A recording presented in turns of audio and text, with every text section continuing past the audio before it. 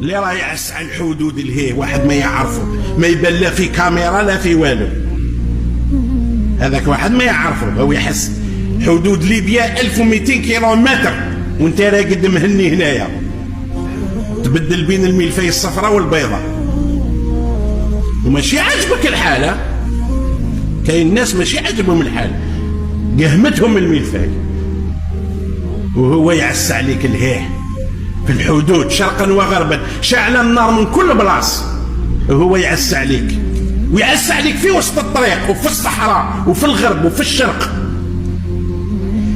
هاو غاب علينا الامن شويه، شوف كيفاش رانا مجتمع كاع راه خايف، كاع راه يترعد.